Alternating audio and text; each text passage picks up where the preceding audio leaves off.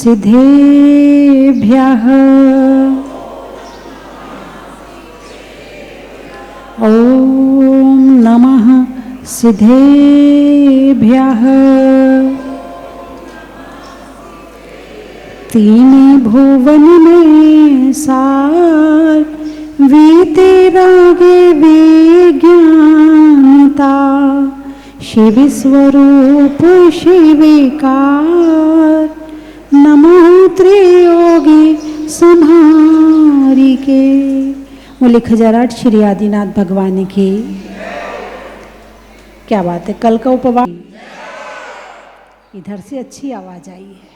महिलाएं दिशाकारी जहाज मंदिर में विराजमान श्री मुनि सुव्रत नाथ भगवान की। इधर वालों की आवाज नहीं आई। बोले केशव राय पाटन के अतिशयकारी मुनि सुव्रत नाथ भगवान की। चिंतामणि श्री पार्शनाथ भगवान की। विश्ववंदी श्री महावीर भगवान की। जिनवाणी माता की।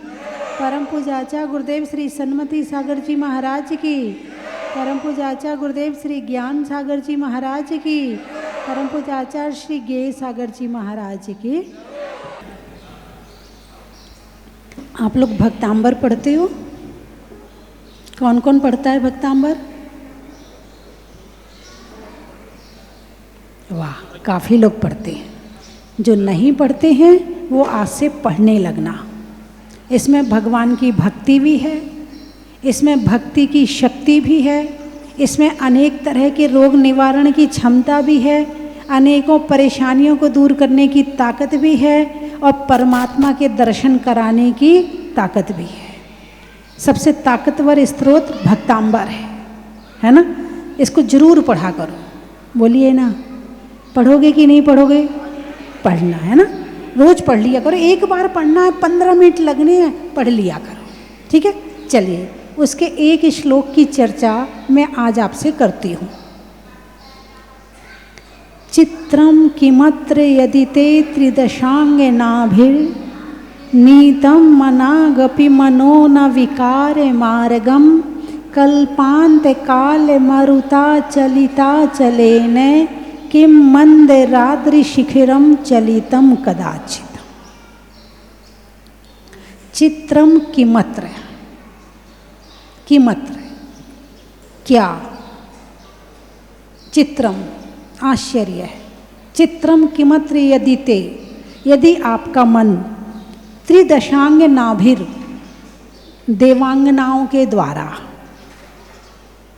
क्या आश्चर्य है, देवांगनाओं के द्वारा नीतम मनागपि मनो न विकार मार्गम, अपि जरा भी, नीतम मनागपि आपका मन, विकार मार्गम ना विकार मार्गम, आपका मन देवांगनाओं के द्वारा जरा भी विकार मार्ग को प्राप्त नहीं हुआ है। विश्व सुंदरी क्या देवांगनाएं उससे भी सुंदर होती हैं। देवांगनाओं के द्वारा आपका मन जरा भी विकार मार्ग को प्राप्त नहीं हुआ है। इन दो लाइनों का अर्थ है। नीचे की लाइन, कल्पांत काल मरुता चलिता चलेन। कल्पांत काल, प्रलय काल। कौन सा काल? कल्प का अंत काल, प्रलय काल। प्रलय कब आएगी? जब कल्प का अंत होगा। कल्पांत काल मरुता, मरुत यानी वायु, हवा, एयर। कल्पांत काल मरुता चलिता चलेन। तो जो अचल पहाड़ होते हैं प्रलय काल की वायु में वो भी हिल जाते हैं।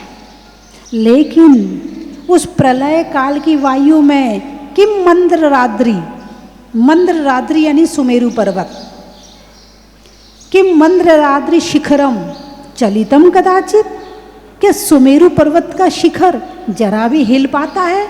नहीं हिल पाता है।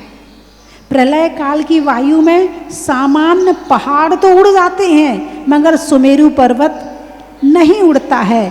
ठीक ऐसे ही हे भगवान, आप भी सुमेरु पर्वत के समान हैं। इन देवांगनाओं के द्वारा सुमेरु पर्वत जैसा आपका मन जरा भी डिगता नहीं है। ध्यान कर रहे हैं, चाहे कोई अप्सरा आके नाचे, चाहे कोई आवाज लगाए, चाहे कोई प्रेम के वचन बोले, चाहे कोई रिझाने की कोशिश करे, चाहे कोई कुछ भी कहे उन्हें, उनका मन मनागपि जरा भी न विकार मार्गम, विकार मार्ग को प्राप्त नहीं होता है। किसकी बात चल रही है? भगवान आदिनाथ की बात चल रही है। कौन भक्ति कर रहा है? आचार्य मानतुंग भक्ति कर रहे हैं। क्या कह रहे हैं कि हे भगवान, आपने अपने मन को इतना साध लिया है, इतना साध लिया है अपनी साधना के द्वारा, अपनी तपस्या के द्वारा, अपने धर्म के द्वारा। आपने अपने मन को इतना वश में कर लिया है कि देवांगनाएं भी आ जाएं तो आपके मन में रंच मात्र इतना सा विकार भी पैदा होने वाला नहीं है। और हम किसके भक्त हैं? जो बात आदिनाथ भगवान की है वही बात 24 तीर्थंकर की है। सेम, सारे गुण बराबर हैं, एक भी गुण ना कम है ना ज़्यादा है। तो हम भक्त किनके हैं? आदिनाथ भगवान के, 24 भगवान के, वीतरागी भगवान के। तो उनकी भक्ति करने से कुछ जीवन में उतरा कि नहीं उतरा? इतने साल से भक्तांबर पढ़ रहे हो, भक्तांबर की ये लाइनें आपके अंदर में आई कि नहीं आई? कि भगवान, जब आपका मन विकार मार्ग को प्राप्त नहीं होता है तो मैं भी आपका भक्त हूँ, मुझे भी कोई आके देख ले या मैं किसी को देख लूँ तो मेरा मन भी विकार मार्ग को प्राप्त ना हो। भक्त का क्या मतलब है? भगवान भाई, जिसे राजनीति से प्रेम होता है वो अपने घर में किसकी तस्वीर लगाता है? अरे बोलिए ना, राजनेताओं की। जिसे क्रिकेट से प्रेम होता है वो अपने घर में किसकी तस्वीर लगाता है? क्रिकेटर की। जिसे हीरो हीरोइन से प्रेम होता है वो किसकी तस्वीर लगाता है? हीरो हीरोइन की। उनके जैसा बनना चाहता, उनके जैसे बाल बनाता है, उनके जैसे कपड़े पहनता है, उनके जैसे क्रिकेट खेलता है, उनके जैसे बोलने का प्रयास करता है। हाँ या ना? मतलब जो जिसका भक्त है वो उसके जैसे बनने का प्रयास कर रहा है। आप भगवान के भक्त हो या नहीं हो? देख लो, कितने साल से भक्त हो? कितने साल से? बुढ़ापा आने के बाद भी भावों में सुधार आया कि नहीं आया? बचपन से मंदिर जा रहे हो, कौन से भगवान के दर्शन कर रहे हो? वीतरागी भगवान के, जिनके अंदर जरा सा भी राग नहीं है। उनके दर्शन करते करते क्या आपके मन में इतनी सी वीतरागता आई? क्या इतनी सी वीतरागता के भाव आए? क्या विचार आए कि जैसे वीतरागी भगवान आप हैं वैसा मैं भी बनना चाहता हूँ? क्या ऐसे भाव आए आपके अंदर में? इस श्लोक को पढ़ते हुए क्या कभी आपने अर्थ निकाला? अरे बोलिए ना, नहीं निकाला, नहीं निकाला। इसीलिए फिर आगे मानतुंग स्वामी ने कह दिया, क्या कह दिया? स्त्रीणाम शतानि शतशो जनयंत्री पुत्रान नान्या सुतम तदुपमम जननी प्रसूता सर्वादिशो ददति भानि सहस्त्र रश्मि प्राचेव दिग्जनयति स्फुरदंशुजालम। 100 नारी 100 सुत को जनती रहती 100 ठौर, और तुमसे सुत को जनने वाली जननी महती क्या है और। इसलिए आगे उन्होंने और भक्ति करते हुए माता की भी स्तुति कर दी कि हे माता, एक आप ही हो जो ऐसे पुत्र को जन्म दे रही हो। वहाँ की संसार में कोई दूसरी माता ऐसी नहीं है। कैसी माता है? और दूसरी जहाँ जाता है उसका पुत्र वहीं फिसल जाता है। बेचारे माँ बाप बचाते रहते हैं, ढांकते रहते हैं उसकी बात को, है छुपाते रहते हैं उसको, सारी ज़िंदगी बचाते रहते हैं, और वो जहाँ जाता है वहीं फिसल जाता है, जहाँ जाता है वहीं गलती कर देता है।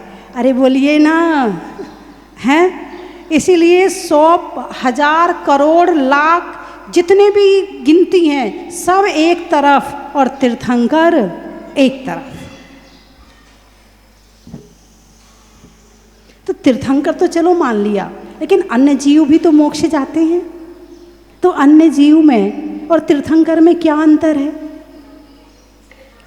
केवल बाहर के वैभव में अंतर है, अंदर के गुणों में कोई अंतर नहीं है। चाहे सामान्य केवली हो, चाहे तीर्थंकर केवली हो, उनके आत्मा के गुणों में अंतर नहीं है। बाहर के किसी का समोषण लगा, किसी की गंधकुटी लगी, बस इतने ही अंतर है, बाकी आत्मा के गुणों में कोई अंतर नहीं है। उनके लिए भी यदि ये लाइनें कही जाएं तो कोई बड़ी बात नहीं है।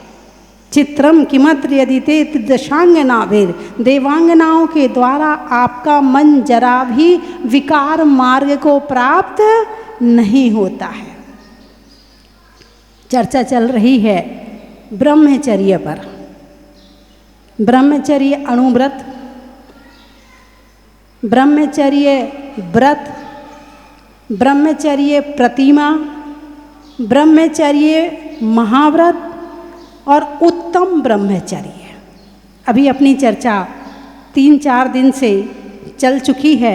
आज अपनी चर्चा इसी पर चलनी है, उत्तम ब्रह्मचर्य पर। ब्रह्मचर्य महाव्रत में कल बताया था कि मन वचन काय कृत कारित अनुमोदना से ब्रह्मचर्य का पालन करते हैं। अब उत्तम ब्रह्मचर्य क्या है? अब यहाँ गुड, बेटर, बेस्ट, ये अब इसने यहाँ बेस्ट की क्वालिटी लगा दी है। अच्छा, बहुत अच्छा, सबसे अच्छा, क्या अच्छा, बहुत अच्छा, सबसे अच्छा, बेस्ट क्वालिटी, उत्तम ब्रह्मचर्य। एक शास्त्र शायद मरण कंडिका या ज्ञानार्णव ग्रंथ में पढ़ा था कि जो मुनिराज उत्तम ब्रह्मचर्य तक पहुंच जाते हैं, उसमें लिखा था उनके काम के छेद ही बंद हो गए। यानी आँखों में जो इस तरह काम देखने की होता है, उसका छेद ही बंद हो गया। अब उन्हें उस तरह की चीज़ ही नज़र नहीं आती, चाहे कोई आ जाए, चाहे देवांगना क्यों ना आ जाए, मगर उनकी दृष्टि में विकार नहीं आता है। ये है उत्तम ब्रह्मचर्य, जिनके अंदर समता तो है, ममता नहीं है, मोह नहीं है, राग नहीं है। अब उन्हें कोई फिसला नहीं सकता है, उन्हें कोई रिझा नहीं सकता है, चाहे कोई कुछ भी कर ले। और इसकी साधना कहाँ से शुरू हुई थी? घर से। कहाँ से शुरू हुई थी? घर से प्रारंभ हुआ था कि थोड़ा थोड़ा ब्रह्मचर्य का पालन करते करते अणुव्रत का पालन किया, फिर ब्रह्मचर्य व्रत का पालन किया, फिर ब्रह्मचर्य प्रतिमा का पालन किया, फिर ब्रह्मचर्य महाव्रत का पालन किया, तब कहीं जाकर उत्तम ब्रह्मचर्य में पहुंच पाते हैं।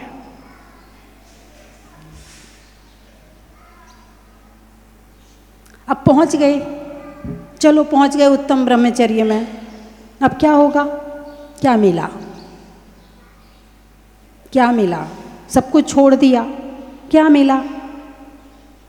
अरे बोलिए ना, क्या मिलता? क्यों करें इसका पालन? हैं?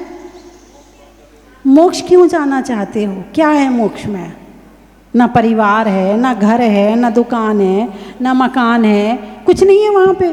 बोर नहीं हो जाओगे मोक्ष जाके? आत्मा का आनंद है। कभी लिया आपने आत्मा का आनंद? है थोड़ा बढ़ाना इसको। अभी आप प्रवचन सुन रहे हो, कुछ खा रहे हो क्या? खाने का आनंद नहीं है। कुछ सूंघ रहे हो क्या? सूंघने के आनंद की भी जरूरत नहीं है। कुछ आँखों से कोई मूवी आदि देख के आनंद ले रहे क्या? उसकी भी ज़रूरत नहीं है। आपको शरीर से कोई सुख मिल रहा है क्या? वो भी नहीं मिल रहा है। आपको कौन सा आनंद मिल रहा? शरीर संबंधी आनंद मिल रहा है क्या? नहीं। इस समय आपको कौन सा आनंद मिल रहा है? आत्मा संबंधी, डायरेक्ट ज्ञान से। जो ज्ञान से ज्ञान को प्राप्त हो रहा है वो संबंध चल रहा है।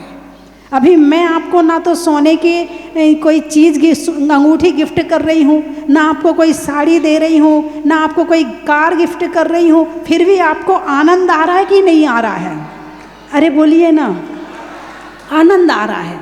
इसमें संसार की वस्तु की आवश्यकता ही नहीं है और आनंद मिल गया। इसमें धन की आवश्यकता नहीं, इसमें किसी दूसरे की आवश्यकता नहीं, इसमें किसी पड़ोसी की ज़रूरत नहीं, किसी की ज़रूरत ना पड़े और सुखी हो जाएं, उसका नाम है ज्ञान, उसका नाम है ध्यान।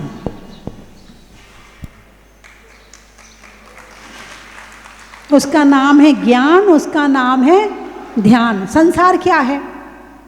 सब एक दूसरे से सुख मांग रहे हैं। तू मुझे सुख दे दे, तू मुझे सुख दे दे, तू मुझे सुख दे दे, तू मुझे।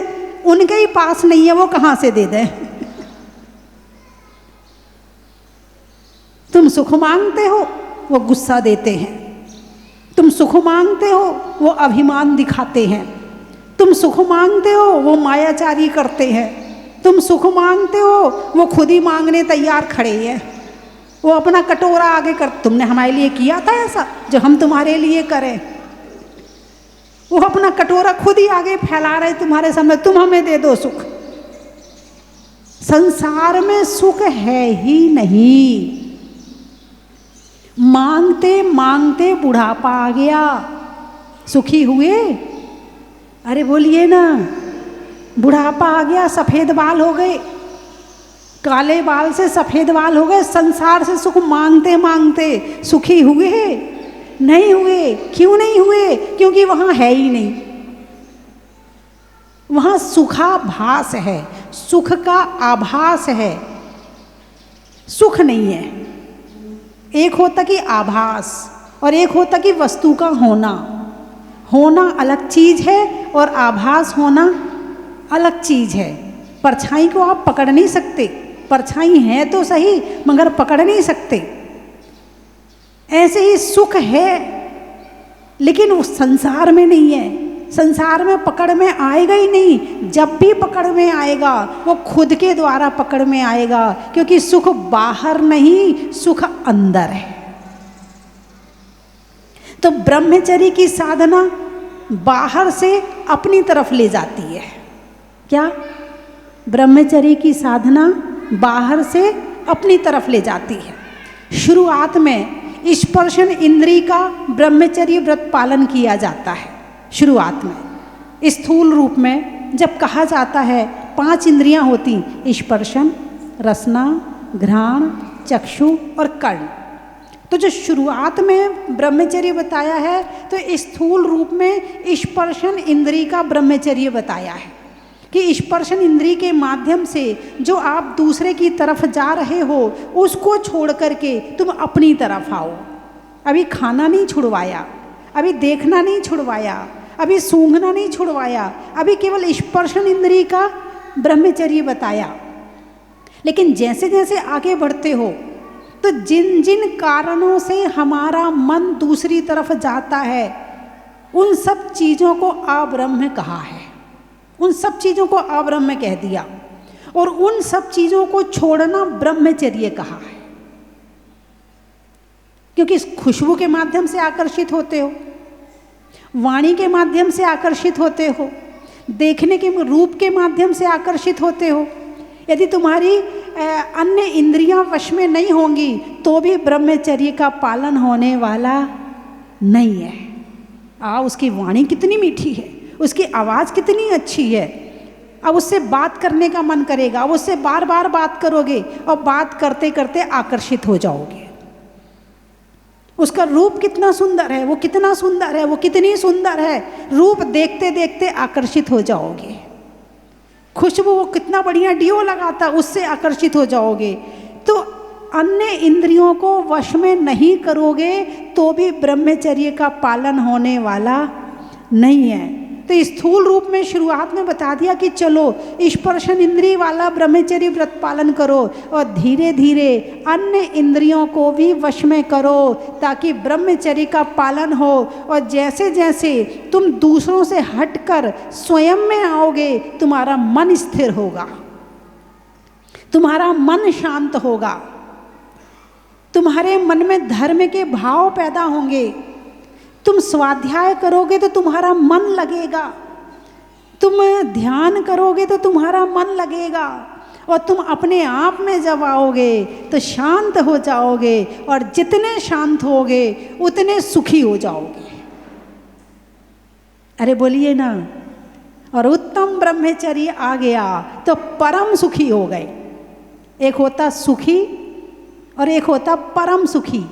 अब परम एक क्वालिटी है, जैसे उत्तम क्वालिटी है ऐसे परम भी एक उच्च क्वालिटी है।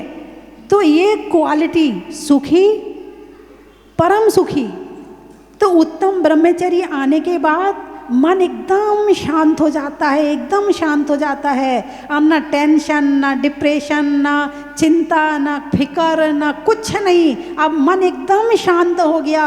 ना नाक के लिए खुशबू चाहिए, ना कान के लिए मीठी आवाज़ वाले गाने चाहिए, ना आँख के देखने के लिए मोबाइल चाहिए, ना किसी से बात करने की कोई चर्चा चाहिए। अब तो ध्यान में आनंद आ रहा। अब सुख पाने के लिए किसी दूसरे की ज़रूरत नहीं है, अब खुद के द्वारा खुद को सुखी किया जा रहा है। अरे बोलिए ना। तो सबसे अच्छा सुख कौन सा है? दूसरों से मांगने पे मिले वो सुख अच्छा है, जो या खुद के द्वारा खुद को सुखी कर लो वो सुख अच्छा है? अरे बोलिए ना। खुद के द्वारा सेल्फ डिपेंड, कौन सा सुख? सेल्फ डिपेंड वाला सुख। अभी कौन सा सुख? पराधीन सुख, दूसरे से मांगने वाला सुख। मोबाइल देखें तो सुख मिलेगा, नहीं तो नहीं मिलेगा। एप्पल का मोबाइल होगा तो सुख मिलेगा, नहीं तो नहीं मिलेगा। बड़ी वाली वो क्या टीवी क्या बोलते तुम लोग उसको?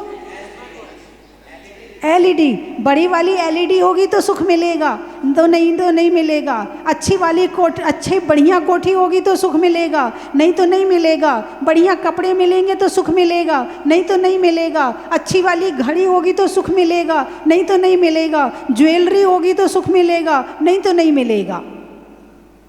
ये सब पराधीन सुख हैं। कौन से सुख हैं?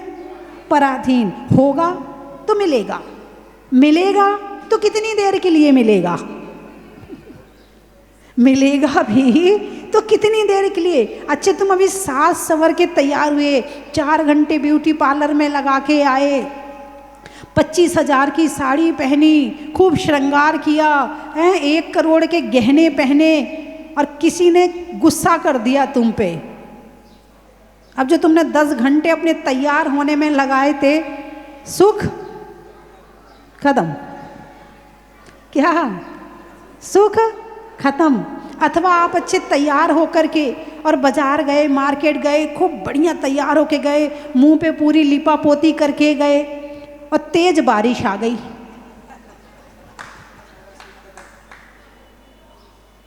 अरे बोलिए ना।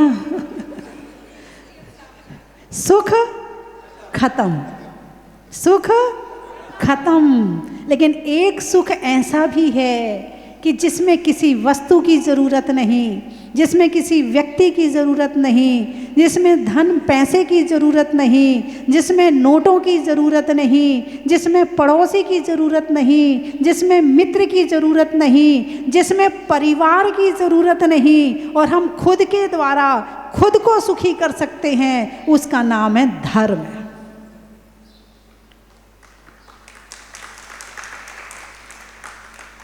बाहर में जितना जितना तुम दूसरे के अंदर घुसोगे उतना उतना दुख। बोलिए हाँ या ना। किसी से दूर से मिलो, भाई साहब कैसे? जी बहुत बढ़िया है, बहुत बढ़िया, सब मज़े में है। अब घंटा भर पास बैठ लो उसके, बस ये दिक्कत है बाकी सब ठीक है, बस ये परेशानी है बाकी सब ठीक है। जरा सा भी किसी के पास बैठ लो, 2-4 दुख तो मिल ही जाएंगे, 2-4 टेंशन तो मिल ही जाएगी। ठीक है, किसके पास? दूसरे के पास। चलो सोने का हार मिल गया तो टेंशन मिली कि नहीं मिली? बोलिए ना। सोने के हार के साथ टेंशन आती कि नहीं आती है? आती है। कैसे आती है? कहाँ रखें?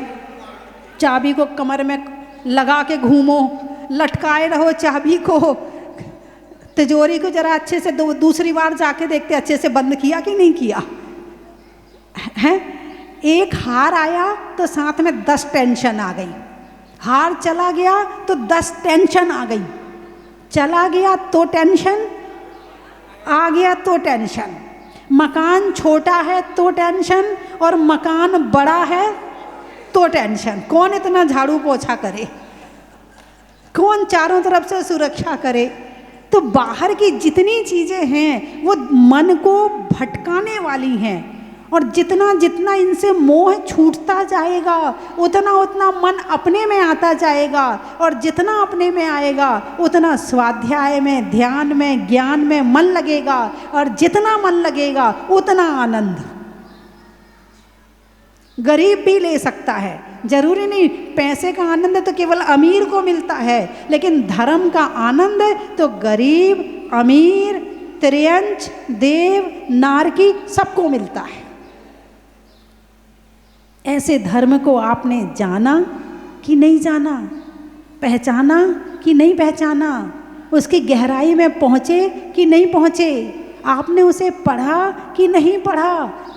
कि साथ में तो हम कल्प वृक्ष हमारे पास है और हमने आज तक उससे कुछ मांगा ही नहीं, आज तक हमने कुछ लिया ही नहीं उससे। कामधेनु हमारे पास है, हमने आज तक उससे कुछ लिया ही नहीं। जैन धर्म हमारे पास है और हमने उसका उपयोग किया ही नहीं। भटक रहे हैं बाहर में। भगवान सुख देने तैयार हैं और तुम दुख खरीदने तैयार हो। सुख फ्री में मिलता है और दुख, अरे बोलिए ना, पैसों में मिलता है। क्या दुख? जोर से बोलिए ना। एक भी दुख फ्री में नहीं मिलता है। एक भी दुख नहीं है जो फ्री में मिल जाए, बिना मेहनत के मिल जाए। दुख खरीदने के लिए मेहनत करनी पड़ती है, दुख पाने के लिए मेहनत करनी पड़ती है, लेकिन सुख के लिए कोई मेहनत नहीं करनी पड़ती है। भगवान के जैसे हाथ पे हाथ धरो, पाँव पे पाँव धरो और अपने अंदर बैठ जाओ, सुख मिल गया। अरे बोलिए ना, है? ऐसा सुख पाने की कोशिश करी कभी? नहीं माता जी, हम तो मेहनत की खाते हैं। क्या? हम तो मेहनत की खाते हैं। हाँ, हमसे बिना मेहनत का कुछ नहीं होता। हम किसी की फ्री में नहीं लेते हैं। हाँ, बर्दाश्त ही नहीं होता है ना फ्री में कुछ। बंधुओं, श्रमण, श्रमण, श्रम शब्द आया है। श्रम शब्द से श्रमण बना है। जो आत्मा के लिए पुरुषार्थ करे, जो धर्म के लिए पुरुषार्थ करे, वो श्रमण। और जो संसार के लिए घूम रहा है वो परिश्रम करता है। पर के लिए जो श्रम किया जाए वो परिश्रम, जो पर के लिए किया जाए वो परिश्रम, और जो आत्मा के लिए किया जाए वो श्रमण। हमारी श्रमण संस्कृति है। कौन सी संस्कृति है? श्रमण संस्कृति है, जहाँ आत्मा के लिए पुरुषार्थ किया जाता। 4 तरह के पुरुषार्थ होते हैं: धर्म, अर्थ, काम और मोक्ष। कितने पुरुषार्थ हो गए? 4। कौन कौन से? धर्म, अर्थ, काम और मोक्ष। धर्म पहले नंबर पे है। कोई भी काम करो पहले धर्म। अर्थ यानी पैसा, धन, संपत्ति जो आप बाहर कमा रहे हो, उसको भी पुरुषार्थ कहा गया है। धर्म, अर्थ, काम यानी संसार की वृद्धि करने के लिए जो पुरुषार्थ किया जाए, सुख के लिए नहीं, सुख के लिए नहीं, संसार की वृद्धि करने के लिए। क्योंकि संसार में हर जीव अपना बीज लेके आता है अपनी परंपरा को आगे बढ़ाने के लिए। आपने सेब देखा? सेब के अंदर बीज आता कि नहीं आता है? नींबू देखा? नींबू, एक नींबू में कितने बीज होते हैं? बहुत सारे बीज होते हैं। अच्छा, तोरई देखी? तोरई में कितने बीज होते हैं? उससे भी ज़्यादा बीज होते हैं। कद्दू देखा? कद्दू में भी बीज होते हैं। आम, गुठली होती है, इतनी बड़ी गुठली होती है, आम में भी गुठली है। आप कोई चीज़ देख लो, चाहे एकेंद्री हो चाहे कोई जीव हो, हर जीव अपने साथ में अपनी परंपरा को आगे बढ़ाने के लिए बीज लेके आता है। लेकिन ऐसा नहीं है कि बीज अपने आप उग जाएगा, बीज जमीन में जाएगा तब उगेगा। पांचों जो स्थावर हैं जब उसमें संपूर्ण हो जाएंगे तब उगेगा। अकेले बीज में चला गया तो भी नहीं उगेगा, पानी भी चाहिए, हवा भी चाहिए, है धूप की रोशनी भी चाहिए, तब कहीं जाके वो बीज अपने वंश की वृद्धि करता है। ऐसे ही मनुष्य अपनी वंश की वृद्धि कैसे करे? तो उसके लिए होता है काम पुरुषार्थ। कौन सा पुरुषार्थ होता है? धर्म, अर्थ, काम, ये काम पुरुषार्थ है। अब जब अर्थ और काम पुरुषार्थ की उम्र पूरी हो गई, लेकिन धर्म के साथ में क्या? अर्थ किसके साथ? धर्म के साथ। काम किसके साथ? धर्म के साथ। बिना धर्म के मत करना, छूट दी है, लेकिन धर्म के साथ। श्रावक के अणुव्रत, शादी की व्यवस्था इसीलिए बनाई है। पशुओं में शादी की व्यवस्था नहीं है क्या? पशु पक्षियों में शादी की व्यवस्था है क्या? नहीं है। परंपरा तो उनकी बढ़ रही ना, बढ़ रही कि नहीं बढ़ रही? लेकिन उनमें शादी की व्यवस्था नहीं है, उनमें शील शुद्धि नहीं है। लेकिन मनुष्य में शील शुद्धि के साथ में काम पुरुषार्थ कहा है। किसके साथ कहा है?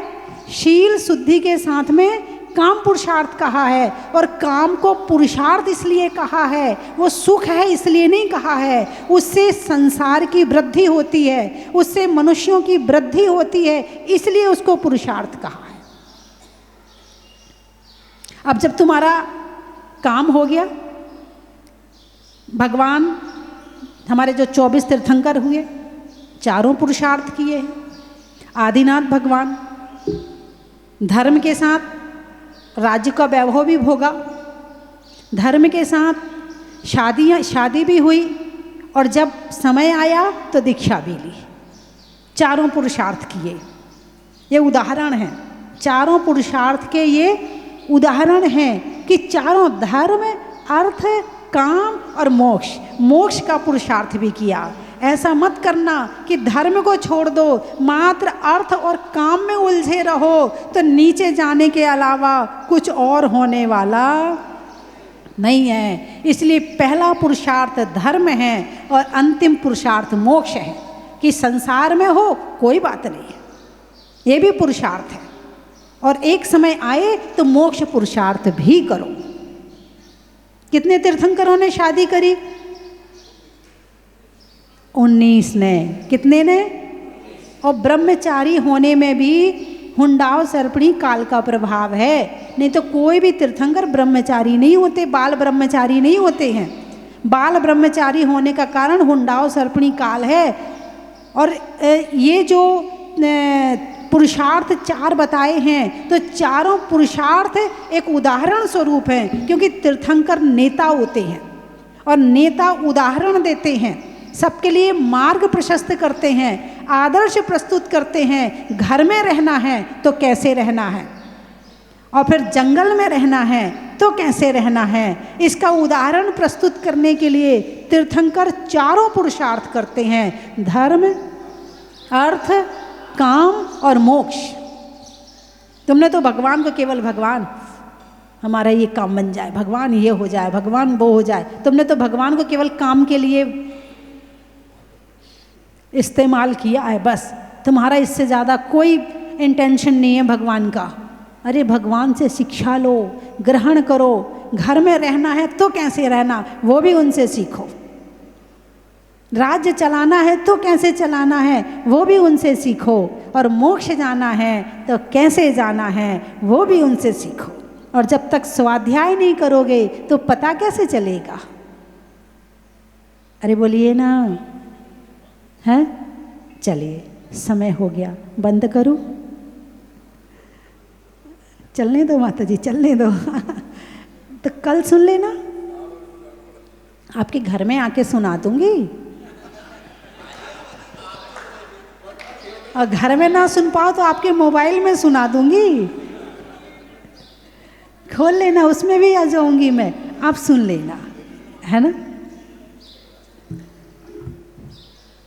नहीं करने में काम व्यर्थ का, रहने के लिए अर्थ का, अर्थ यानी धरती, और करने में तरीके से चारों पुरुषार्थ का।